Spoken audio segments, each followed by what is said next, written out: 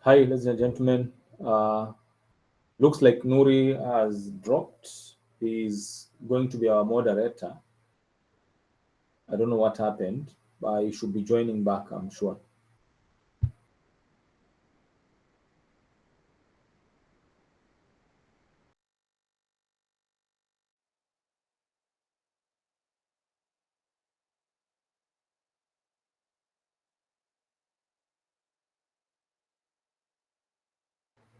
Let me find it. Okay. Hi, Nuri, you are back. Please take over. Thank you, Muhammad. I hope I can be heard clearly. Yes, please. Good evening, ladies and gentlemen. Welcome to yet another episode of Mental Health Tuesday, where we explore the challenges and opportunities of nurturing mental health and well-being in our communities. Today, which is a very blessed Tuesday, we are going to dive into a crucial aspect of mental health that affects many of us, and that is workplace. Well, what I can say is that work can be a source of purpose, growth, and connection, but it can also be a source of stress, isolation, and burnout. And the biggest question that we're going to ask ourselves today, how can we create a work environment that foster a relational well-being where people feel seen, heard, supported, and valued? And sometimes also get to ask ourselves, how can we cultivate meaningful relationships with our colleagues, managers, and clients, and also build a culture of trust, empathy, and collaboration? So these are just some of the questions that we'll be exploring today with our esteemed panelists of three individuals from SambaSport, that is Mohamed Ali Mochausa, Abigail, and also Mwanaisha Kuania. And we hope that this conversation will inspire you to reflect on your own workplace and the possibilities for a positive change. So just to start off, I'd say that relationships are fundamental to us human beings, and they provide a sense of belonging, connection, and also support. In our workplace, relationships play a crucial role in employees' engagement and satisfaction, and also productivity. So before I get to say a lot of things, just welcome you all, and also welcome our panelists to just say hello before Mohammed takes over to tell us more about relationships, why they're very important at our workplaces, and also before the other panelists take their opportunity. So our panelists, please welcome to Mental Health Tuesday, and everyone, welcome. Thank you. Hello, hi everyone. My name is Mohamed Ali Machausa. I'll be one of the contributors tonight, but will also be attracted to hear some of your own stories from your workplaces. Thank you very much.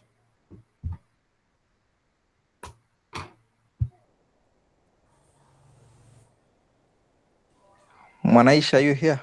Abigail? Yes, I'm here. So my name is Monisha Kwania from SambaSports Youth Agenda, and I'm also one of the activists or advocate for mental health. And I'm happy to be here today. Thank you. Thank you, Mwanaisha. Abigail? Hi everyone, I'm Abigail Daisy. They call me Daisy. I'm also from Samba Sports. Just as Mwanaisha, we take charge when it comes to mental health. I'm so glad that today we're gonna share this together. Thank you guys for joining. Hope we can have a productive conversation. Thank you. Thank you. So, Mohammed, I will probably hand over the baton straight to you, and we begin our conversation today. Well, thank you very much, Amani Nuri, for this opportunity. For me, I need to start with, just appreciating that the workplace is where we spend most of our time. Out of the many hours that we have in a day, more than half of the time that you are awake, you spend at work. So your workplace is supposed to be a source of inspiration, is supposed to be a source of joy. If you choose a workplace that you don't enjoy going, or if you are in a workplace that you are not comfortable going, then basically it ruins your entire life. And unfortunately, most of people who don't enjoy their workplaces, they carry the burden back home and end up also um, affecting negatively their other relationships at home or in their businesses. So that is to say that a workplace is a foundational or a fundamental platform that affects so many other spectrums of our lives. For that reason, therefore, it means that we must choose or be in workplaces that actually contribute more positively to our lives. Our workplace stress are well documented, and we have found several stories of people who've been affected at workplaces. Some have fallen to depression and stuff like that. I do not want to delve into all that, but what I can say is there is, I would say, insurmountable benefits when you are enjoying a good relationship, a good environment, a conducive environment at work. Apart from it growing you as a leader or growing you in your profession, it also grows your social networks, your interaction, your teamwork, and also the way you relate with others. So I would allow maybe a few people to say what are their stories at workplaces that they feel uh, are good examples of what a workplace can either support the other aspect of your work, of your life, or can actually affect negatively your other aspect of your life. And then we'll allow Mwanaisha to tell us what are some of the examples that a non-conducive workplace can affect your life. Over to you, Nuri. Thank you, Mohammed. I think a lot of us, like you've mentioned, spend most of our time at work. And like I'd mentioned earlier before, at work, most of us, we feel like it is the source of purpose, growth, and connection. I think you elaborated that really, really well. So I think we'd love to hear from Monaisha, and we get to understand, why could it also be a source of stress, isolation, and also burnout at some point. Thank you. Monaisha, please. Thank you so much, Nuri, for allowing me to have this discussion with you guys today. And just a start off, also, I think we have said a lot about how a workplace is supposed to be. And one thing that I really treasure is to feel safe and secure. When you are in a place, any place, whether in a workplace, at home, in the matatu, anywhere that you are in a community, you want to feel safe and secure. And a workplace is somewhere that everyone we run to. When you have any issue, you run to a workplace for putting in mind you have your colleagues, you have your bosses that will protect you in any manner because you are an asset to that organization, to that workplace that you're working with or you're working for. So when the safety and security is not there, that's when all the things are broken, all the regulations, all the expected commitments are broken. And where do we lose this safety and security? Sometimes it comes along from the boss to the staffs, or from the boss to her or his employees, or sometimes it's within the organization or within the office space, within colleagues, within staff. You find out that you don't feel safe and secure whenever you are around them, and that you lose a lot.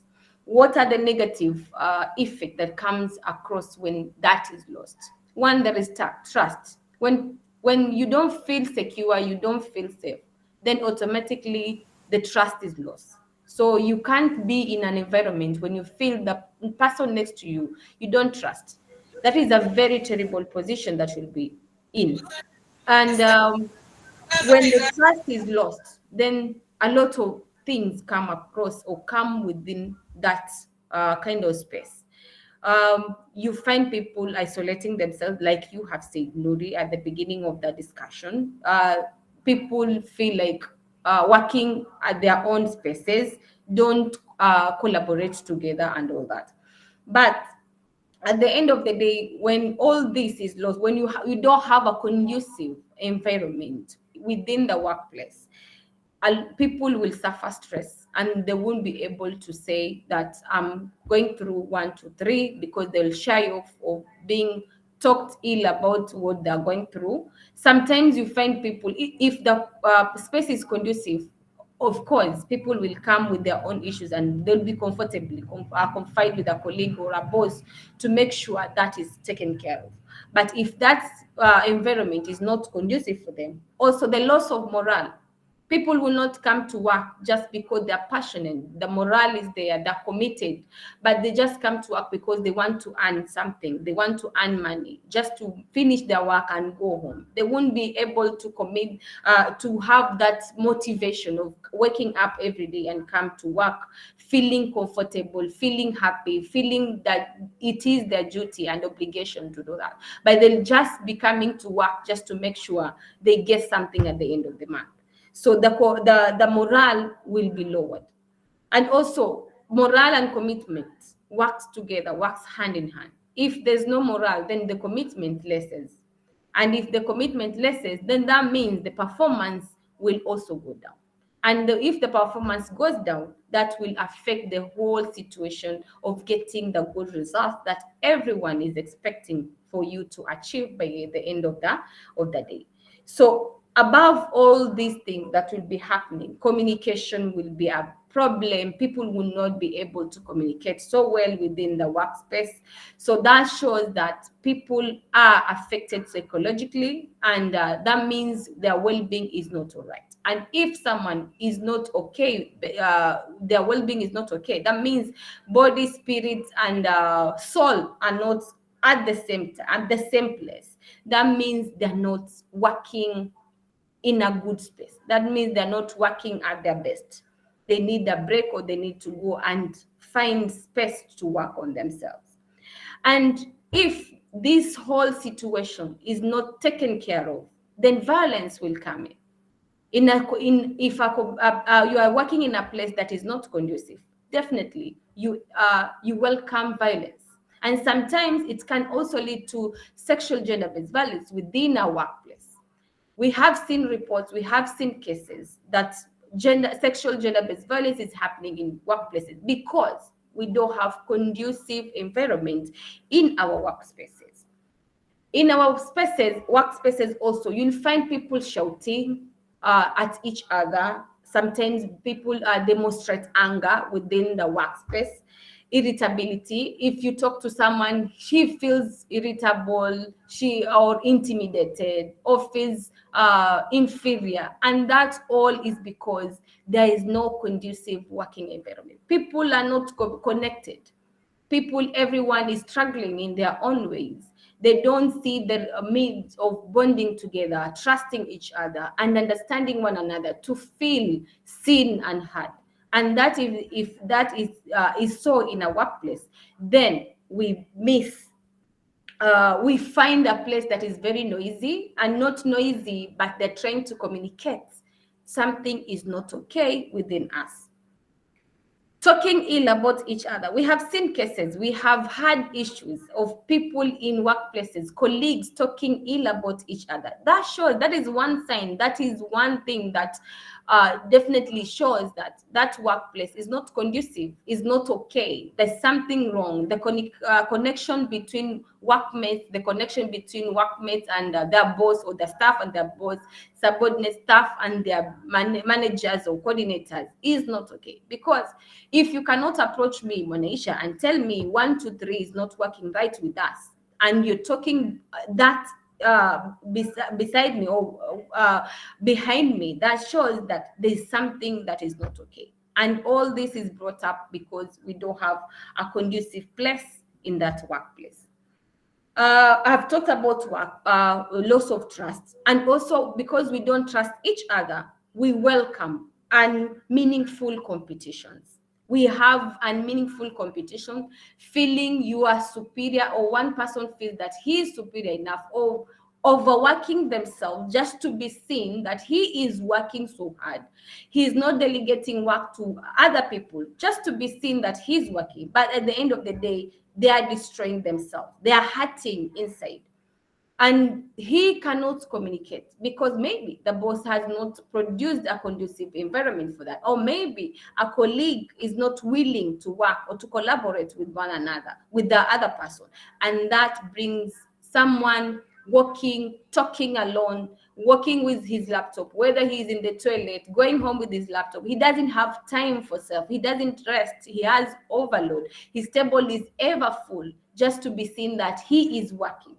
And that is unwanted or unmeaningful competition that is brought up within an conducive environment within a workplace.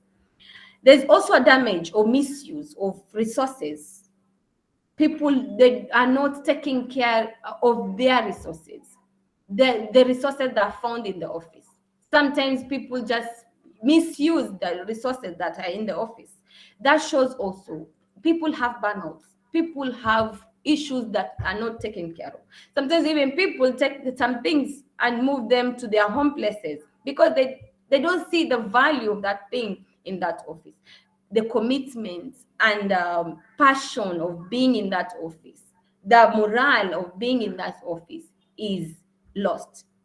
So those are some of the issues that come across when we don't produce or we don't have a conducive workplace. Poor communication. How do people in the workplace talk to each other? Carelessly. You can talk anything to anyone. You don't care whether he is your boss or not, whether he is a colleague, whether he's female or a male. We just talk. We don't care about how someone else will feel and all that. So a lot of tension is brought up within the office. There's a lot of tension, and no one is ready to make sure that that tension is broken down. And all this, when it is happening, because we don't have a conducive environment in the workplace, because people have burnouts and they don't have safe spaces to talk about the issues that are going through their minds or their chests, then they result to poor performance. Definitely. If an environment is not conducive, we don't have people are burning inside or hurting inside, they will not perform well. The results that we are expecting, the objective that we're expecting to meet, then it will not meet. Let's take, for example, you are working as a team and you will, because of these whole issues, the teamwork is lost. We are not collaborating anymore. How can we find good results? How can we work together? Then this is what comes across. I will stop there, Nuri. I'll come up again when others have finished talking. Thank you.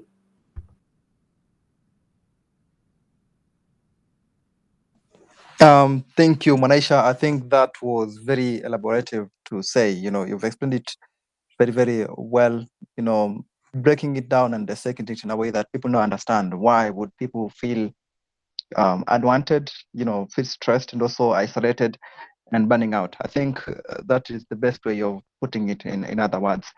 I think now would allow some space for other individuals here to share their experiences. But I think the most important aspect that we need to hear from everyone else here is the experiences actually. Have you felt mistreated? Have you felt unwanted? Have you felt unheard? Have you felt like people are not supporting you? Are you feeling that people are not seeing you in the workplace? Would love to hear your experiences.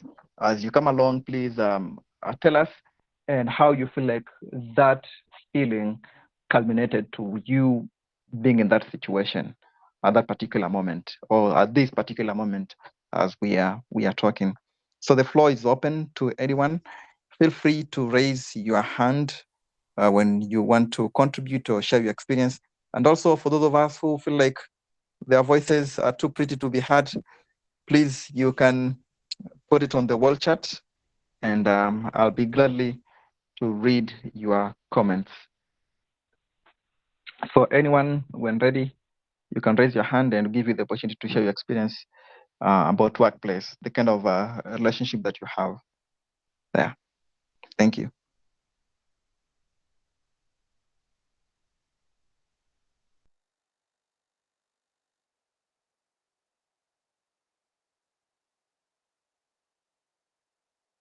Yes, Shaban, your hand is up. Please take the stage. Okay, thank you, Brother Nuri, and thank you for the other thank you for all the speakers, Brother Machausa and Sister Monaisha.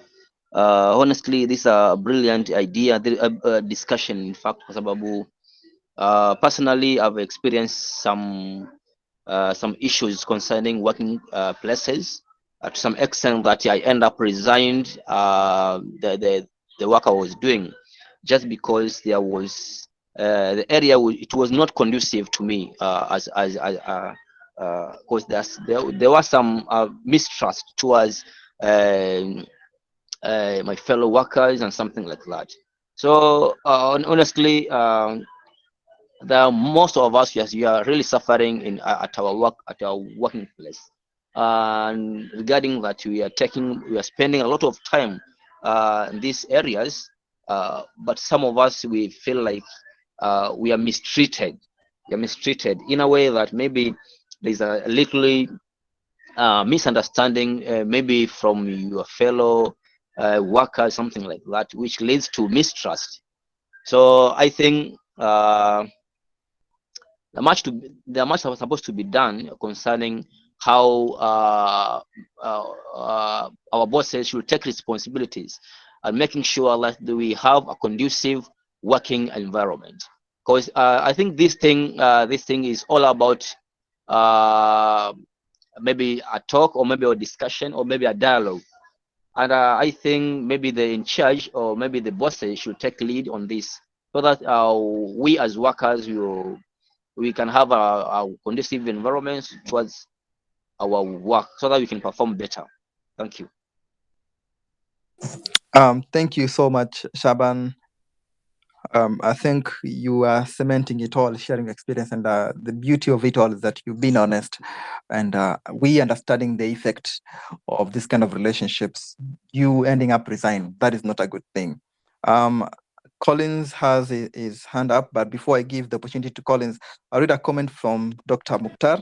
Rumors or other forms of negative energy in an organization thrive due poor, unresponsive leadership, and lack of shared values and mission. Again, Riziki said, what I understand, we have different capacities in our workplace, and thus we should appreciate each and every effort taken by an individual. Thank you so much, Dr. Mukhtar, and also thank you so much, Riziki. Collins, please, you had your hand raised. Yeah. Thank you so much from the speakers. So my name is Collins Mangicho, and I have some few inputs. As much as sometimes we see there is problems within the workplaces, and we cannot blame. I've seen you are putting so much blame on the bosses, but in some of the cases, you may find that some of the staff, be it the subordinate, be it the managerial staff, they don't beat the deadline because one might be given a task, and you see in some jobs requires the deal with time so that you can be able to hit a certain target.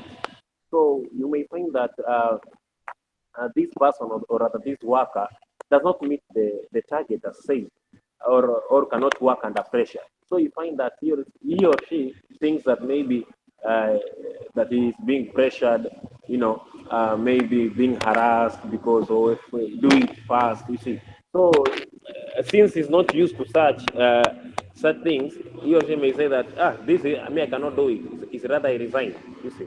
And you see also to the bosses also another issue is that some do not motivate their staff. You see, staff need to be motivated.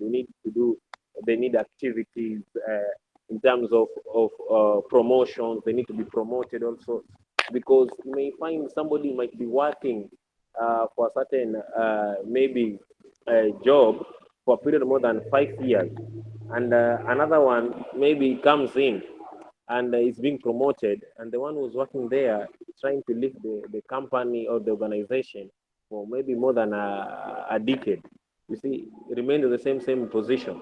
So it poses also a challenge because people need to be motivated, people need to be promoted, you see, buying gifts, you see.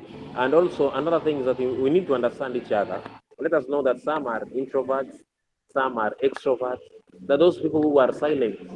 Just like, a workplace, just like a school, where we have number one, we have number last. You see, that those people who are very slow in terms of doing their jobs, they may take a very long time so that they can meet their deadline. But what we need is that we need to emphasize this. Uh, Before you get into a workplace, know the kind of job you are doing, know the kind of task you are ready to do, so that when you're given that task, it's not like it's a punishment to you, because others see the job is like it's like a punishment to them.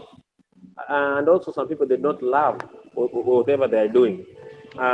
You need to to have that trust in your work, love it, do it, maybe ask from colleagues, you see, so that you can be able to have a conducive environment. And also another thing is colleague to colleague. Some of the times we find there is counter betrayal. Counter betrayal between, maybe you may find that another colleague is jealous because his colleague is performing better than him or her. You see, so what we need is also is that we understand. Let us motivate. Uh, Appreciate your colleague, say, oh, bravo, you're doing a good job. You see, when there is a need, there's need for help, try to help. You see, friends visit each other at home or anywhere, make a trip, you see, some, so that you can create that bond. By the end of the day, you may see that you will have a bond, and this is like, it will be like a family. So mine is just to emphasize on motivation, promotion, capacity building, you see, benchmarking, all those things. And believe me, is that you're going to have a very, very, very conducive environment. Thank you so much. Thank you, Collins. I think, Collins, you've already taken us to our next stage of this conversation, speaking about the strategies that we need to put in place so that we have a better and also meaningful relationships in our work environment. But I like the fact that you were able to bring out these very early at this stage, but also you explaining the effects of it all. I will read a few comments before we give this opportunity to Abigail so that she can expound and give us more insights onto how this kind of relationships being cultivated, where now people feel like they're being mistreated, they're not being heard. We'll get to hear that from Abigail. But as I read the comments, Dr. Mokhtar says, effective communication is the key to collective shared responsibility amongst the staff. It takes leadership to read the staff mood, the aspiration, and urgency to moot plausible intervention before any further damage to staff morale, performance, and productivity. And I think this one goes hand in hand to what Collins had mentioned earlier. Ramadan Tanariva says, I agree, the leadership in any form of an organization contributes to workplace behavior that can either impact positively or negatively. To contribute on that, it takes much effort for leaders to restructure workplaces, the office allocations, duties, and all of that. Communication being one of that, which worthy either good or bad surrounding of a workplace.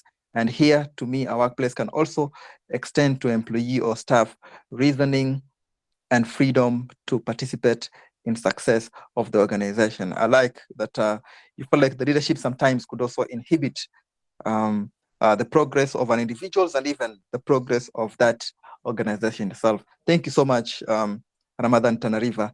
I don't know if we have any other hand raised.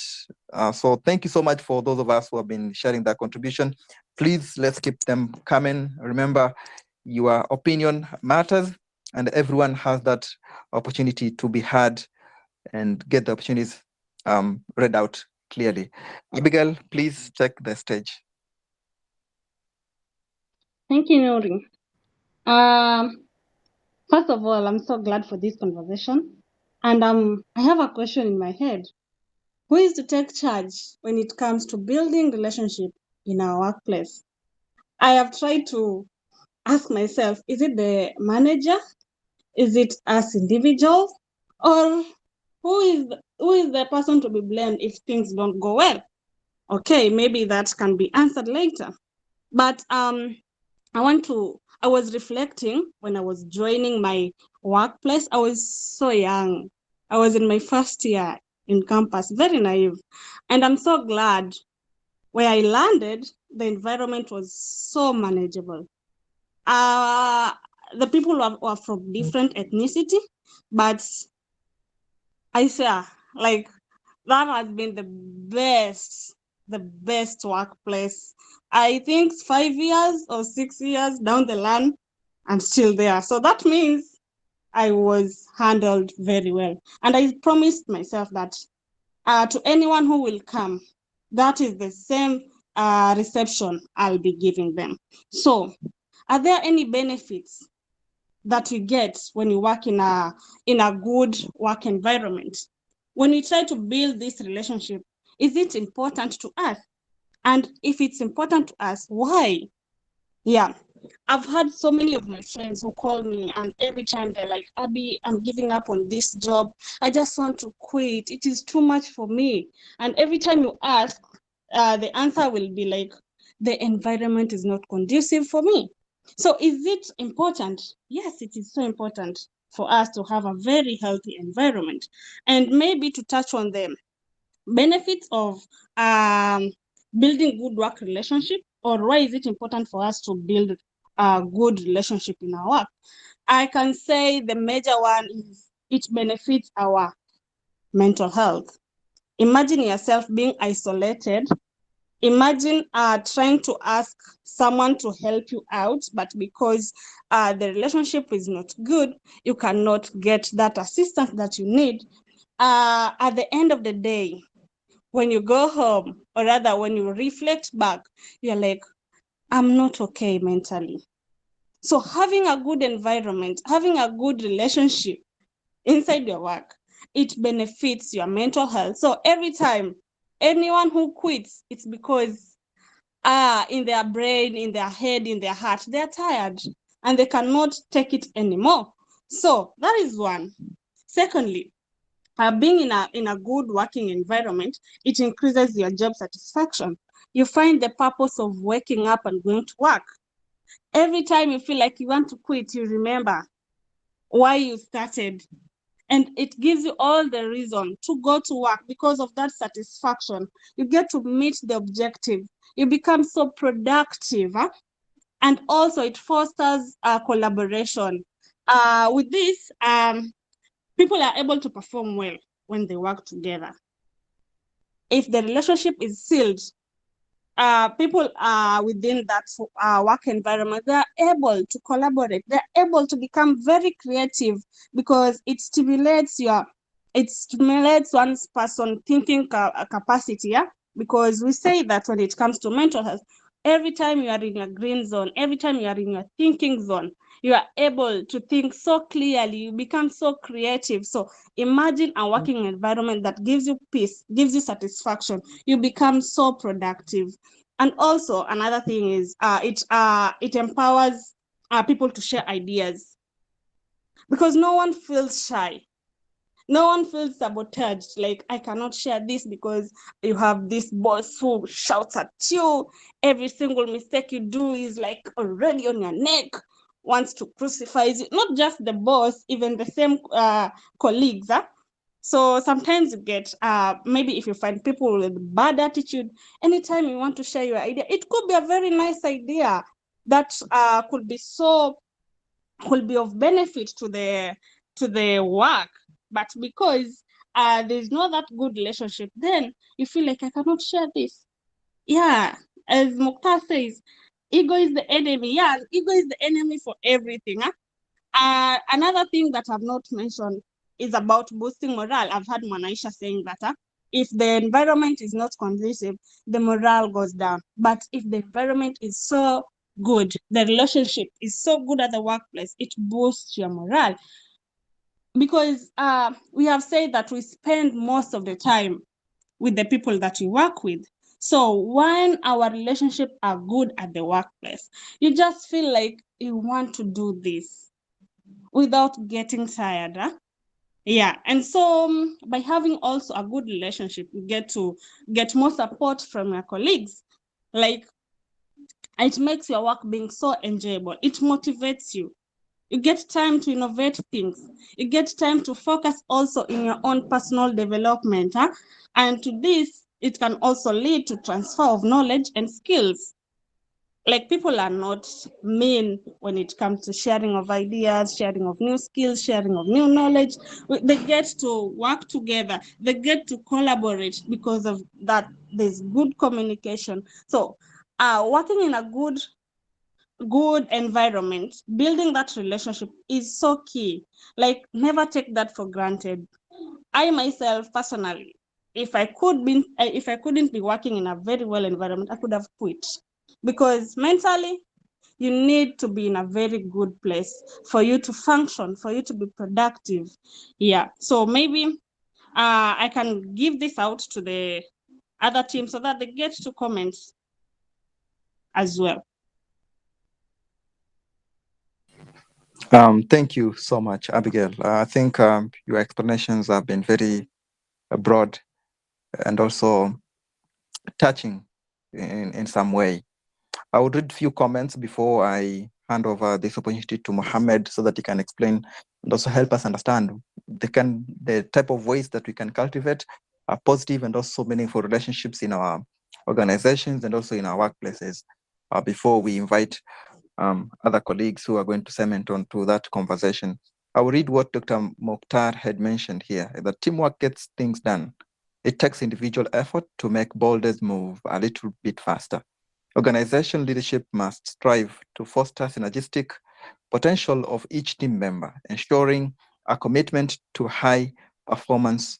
Commit, check, close. And I think that one sums it up all. The last thing that I want to mention before Mohammed comes on stage here, I'd say that in most of these circumstances, we only need to create a culture of openness, of which we are missing that in our work environment, where people feel like there are too many secrets between colleagues, and even amongst groups in the workplaces, that others feel like they're left out of that environment. And also trust. People don't trust each other. And everyone feels like at some point someone is going to sabotage my efforts. Someone wants to undermine my efforts, this and the other. And the other part of it, the last part, is respect. Other individuals feel like they're not respected enough. And I think disrespect comes in different forms, and that one can also affect people heavily. The other bit that also need to focus on, I think, is building team building exercises that has also helped in various ways, mentorship programs, and also regular check-ins. And I think it's very important that we dwell into this stuff. Mohammed, please. Wow, thank you very much. Colleagues, Mwanaisha, amazing presentation. Abi, amazing presentation. Nuri, you've mentioned a part of what I would have mentioned. So I think we all have it there. But for me, maybe just to like put the bottle tops to the bottle that is carrying the juice.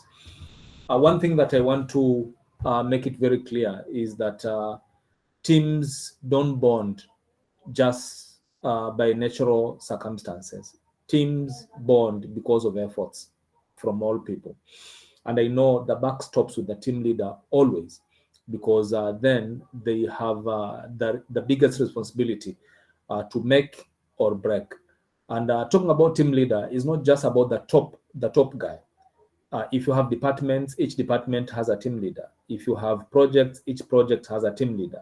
If you have sections, each section has a team leader. So every section's team leader is responsible to make sure that people under them are cohesive, bonding, and feeling, that they are in a place that they cherish to be. And sometimes it's not just the team leader that is designated as a departmental leader. You can find natural leaders in a team. They may not have any unique responsibilities, but they have unique characteristics, behaviors, and talents to bond people together. So all those contribute to a very good working environment. I want to add something and say one of the biggest secrets of good workmanship is to divorce work and social life. Do not make work personal. Do not make what happens at work personal. Either you are a leader or you are a subordinate or a team player. Make sure whatever happens in the confines of work remains as part of the work, and then when you go home, you wear your other clothes, your other life. Sometimes you have not managed to maybe to meet deadlines. Sometimes you have quarreled with the boss or your subordinate because of work-related issues. But outside the work, please be somebody else. Do not carry over what has happened in the confines of work and carry it over even outside the work and say you hate someone because they don't finish their work, or you hate them because they did this and that. Make sure work and your other life are separate so that you don't personalize everything. I have a number of strategies that we may consider as team leaders, whether designated or not, to make a conducive environment at workplaces. I know we have only 8 minutes remaining, so I will try to be very quick. One is make a rule on inclusivity. Everybody comes from a different background. Please do not judge people because of your background. If you're a Muslim, don't judge Christians for how they behave as Christians, or don't judge those people who don't believe in God, or Hindus, because you want them to behave the same way as you. For as long as their behavior does not affect work, please allow them to be. You may come from a different culture, and in a work environment, you bring you meet people from different cultures. Please allow them. Please accommodate them for who they are. Do not force everybody to see things the way you see them, for as long as they do not damage the work, for as long as their thoughts, their behavior, their dressing codes and whatever do not have a direct correlation with the work performance. Please allow them to be, and you will live a very good life at work. That's number one. Number two, demonstrate trust and respect. It's very important that you show people that you trust them, not just by showing them, but also with your actions. Show that you trust them. Sometimes someone can come and confide in their lives. Maybe they have some struggles and they confide in you. It is your responsibility as a colleague to save them the mess that everybody is going to know about their secrets, because everybody has their secrets. And if someone walks across and tells you their secrets, it means they trust you. Please uphold that trust. Please uphold that trust. Another strategy is create a sense of belonging. Whether you are the overall team leader or you're a section team leader, please allow other people to contribute. Make people go home and say, wow, we did this. Don't let people go home and say they did that, or he did that, or she did that for the workplace. Let them walk home and say, hi, we did it together. Allow them to contribute ideas, allow them to contribute fears, allow them to contribute dreams, allow them to contribute new innovations, allow them to contribute probably new skills or talents that they have, so that they feel they are part and parcel of the entire big scheme. Another strategy is you must understand as a co-worker or as a team leader, as a supervisor, that respect is two ways. That when you love someone's respect, it means they love your respect too. So offer it, and then it will come back. Do not demand respect from people who you do not show willingness to respect them. It is very important that you respect each and everyone at workspace, whether they are the top guys, whether they are the lowest guys, because everybody in that workspace contributes to the success. The gate man, the security guard, that person who sweeps the floor, if they don't sweep the floor, if they don't mop that day, you will not have a conducive environment. So everybody's contribution is vital, and give them respect for what they do, no matter small they may seem. Another strategy is acknowledge good work. It doesn't matter whether he is from your section or she is from another department or whatever. When there's good job, just say, voila, that is good. That is a good job. Say congratulations for that. Wow, I didn't know it can be so easy. Thank you for showing me around. Thank you for solving this issue. Wow, so and so has done it so well.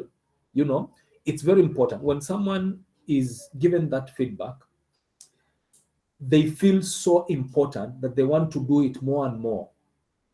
They want to do more miracles that they've been appreciated for. So you find a workplace has so many contributions, positive contributions from different people, because they know when they do something great, people are going to notice and they're going to appreciate them. Everybody, man or woman, appreciates being appreciated, whether in a workplace or in other relationships. Another thing is establish an open door policy. As a team leader, make sure everybody is free to walk into your office and express their feelings. Make sure everybody is free to request or even to come and just cry, or just to come and just give their sentiments about their life and whatever. Make it easy for people to have a platform to express themselves. That is going to build a very good relationship. Another thing is that as a team leader or as a colleague, do not let go of a bad behavior. If it's your friend who, let's say, conducts a bad behavior, please make sure it is reported and it is stopped. You never know who is affected by that bad behavior. Sometimes it is going to affect you, it is going to affect your department, or it is going to affect the entire workspace. So if you condone a bad behavior emanating from someone, it is going to create an environment where people think bad behavior is a norm. And you never know when people are going to cross the line. So make sure you have policies, you have structures and systems that bad conduct of any nature are not condoned, they are not tolerated, whether they come from each corner, whatever corner, so that everybody knows that this is a no-go zone and they feel safe that way.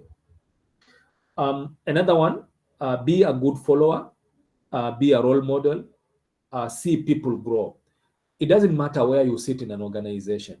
You may be in a not very important department, quote unquote. But even in that department, be very keen. Allow people to express themselves, allow them to grow.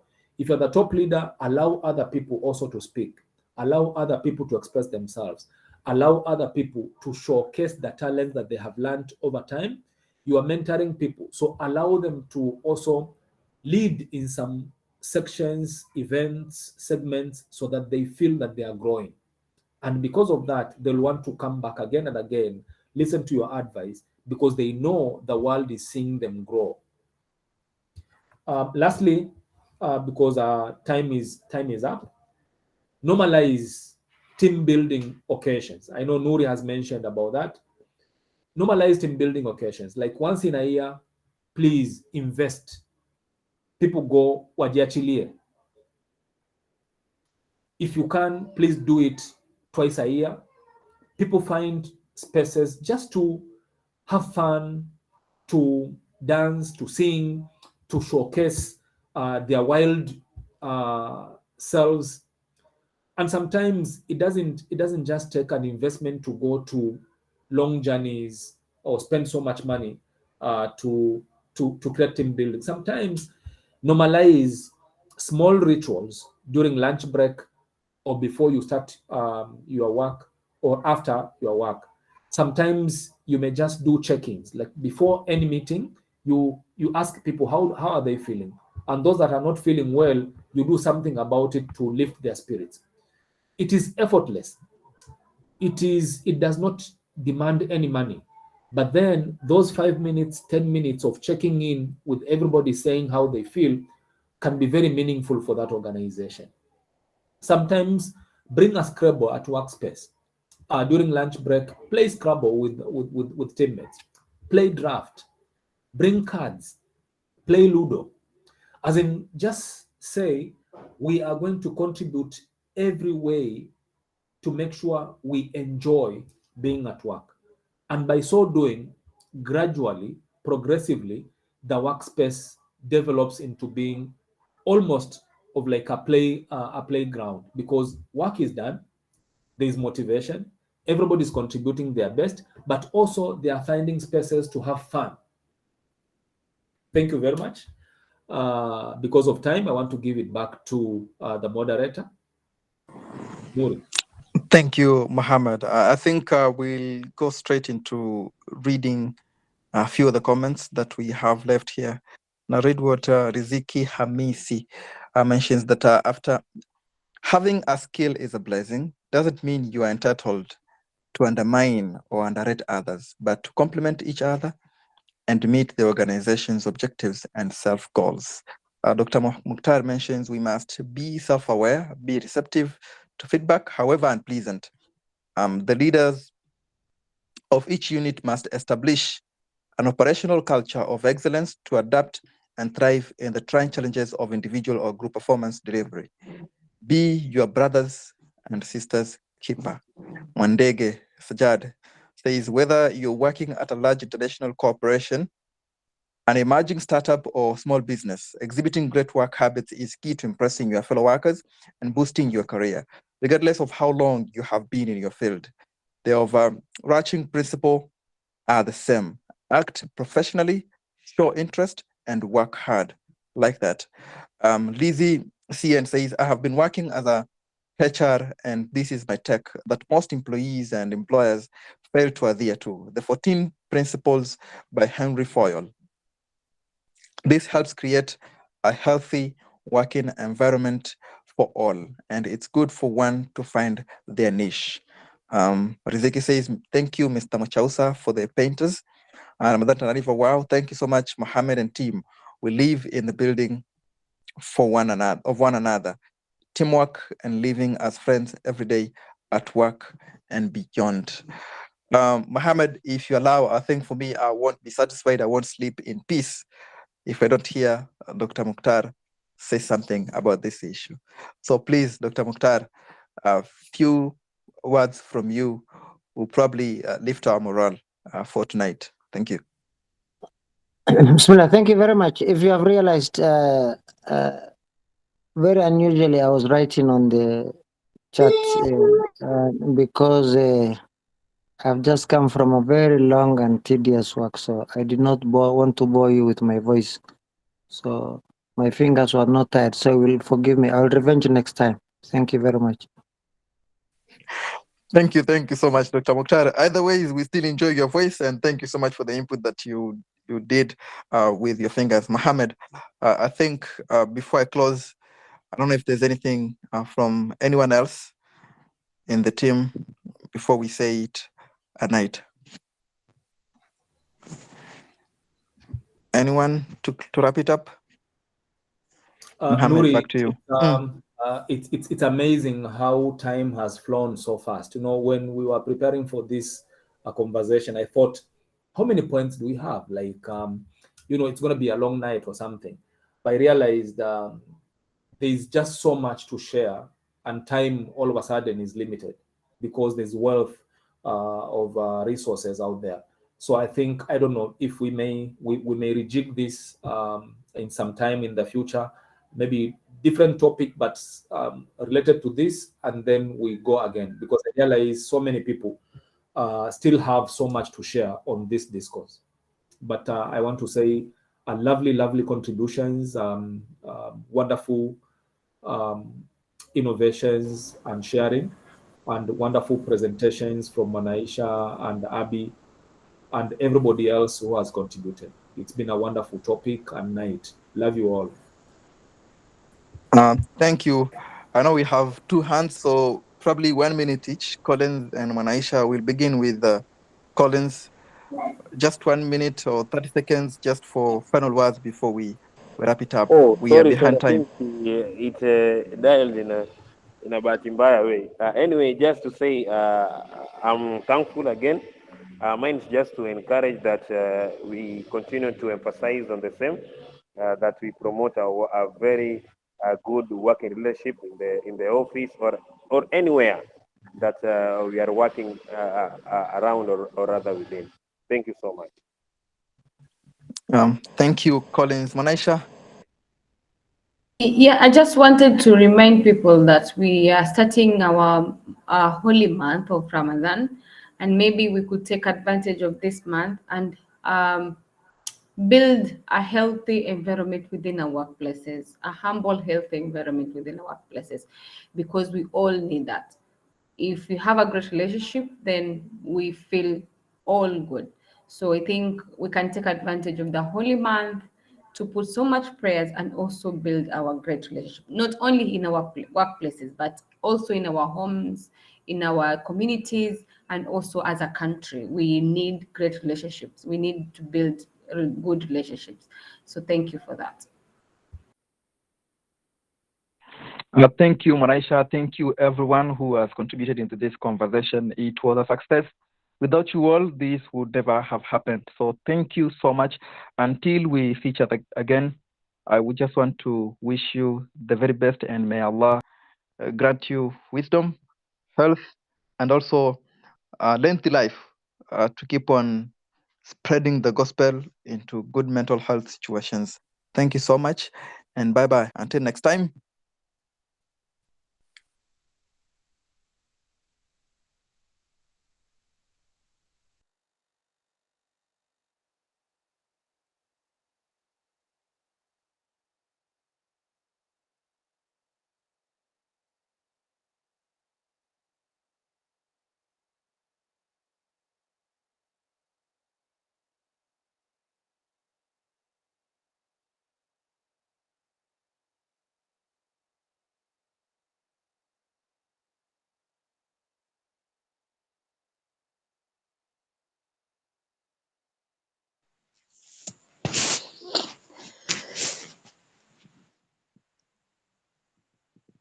Mi ndo nitakunja mikeka hapa.